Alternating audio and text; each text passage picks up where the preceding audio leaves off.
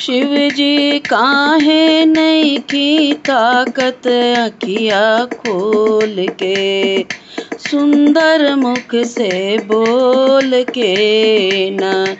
शिव जी काहे नहीं की ताकत अखिया खोल के, सुंदर मुख से बोल के ना, सुंदर मुख से बोल के ना।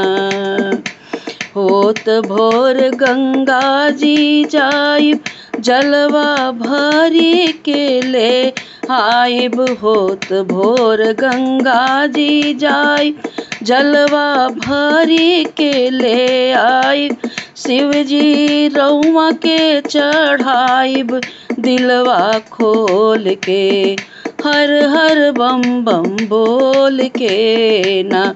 तो शिव जी रउआ के चढ़ाई, दिलवा खोल के, हर हर बम बम बोल के ना।